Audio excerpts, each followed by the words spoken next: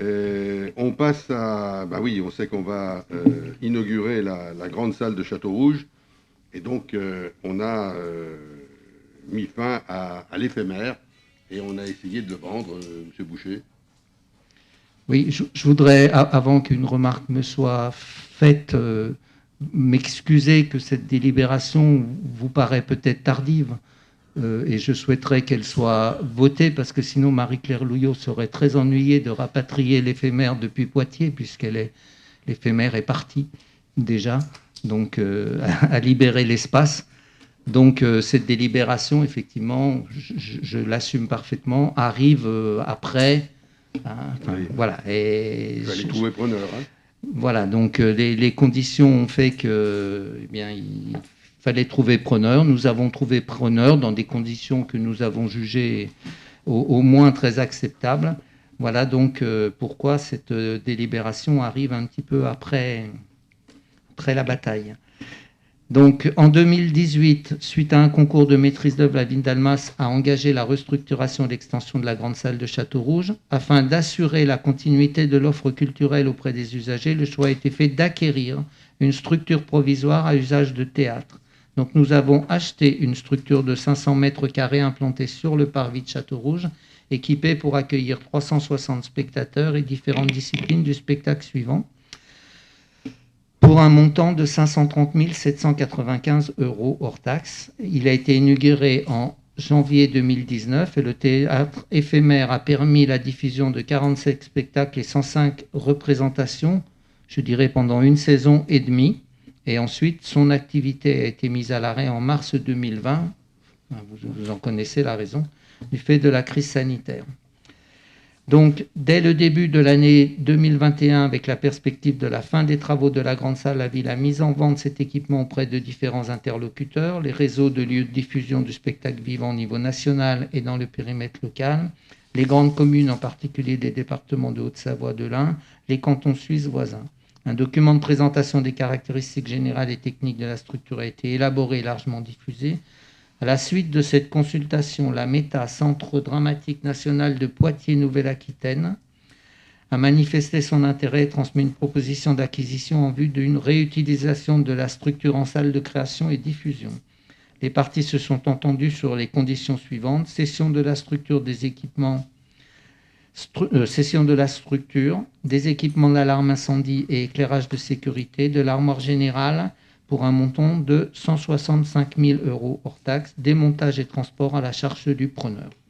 Donc je vous demande de valider cette vente dans ces conditions-là.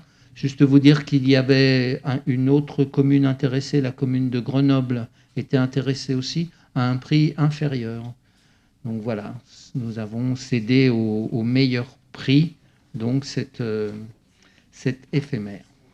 Et puis disons que c'est assez symbolique de voir que c'est un centre dramatique national qui récupère l'éphémère et qu'à Poitiers, il lui manquait un lieu de répétition et de création. Et donc, voilà, c'est quelque chose d'important. Et je voudrais remercier tous ceux qui ont participé à ce travail de recherche.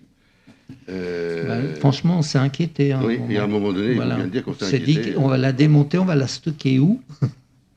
Donc on est bien content d'avoir réussi. Enfin, Marie-Claire. D'autant plus que le démontage et le transport est à la charge du preneur et que ça a un coût important. Hein. Bien sûr, tout à fait. 50 000 € qu'il faut rajouter, qu'il y a dans le démontage. Madame Meca.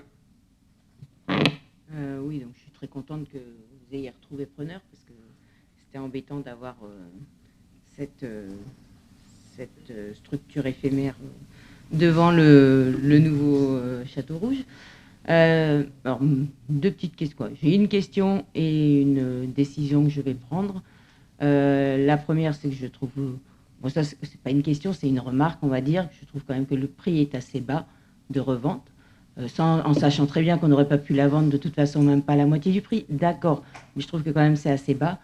Et la deuxième chose, c'est que je ne prendrai pas part au vote, parce que je considère que si on est là, c'est pour valider ou non des points de délibération, et qu'à partir du moment où ça a déjà été fait avant ce passage, il n'y a pas de délibération possible, et donc je ne prendrai pas part au vote.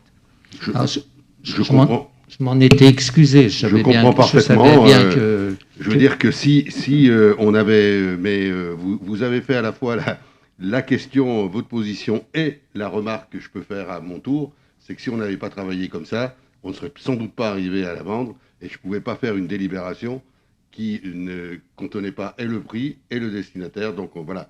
Mais je peux comprendre votre attitude.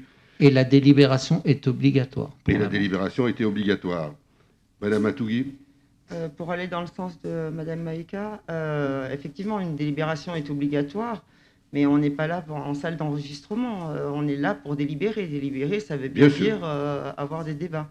Donc, je ne prendrai pas part au vote également, et aussi avec le pouvoir que j'ai aussi.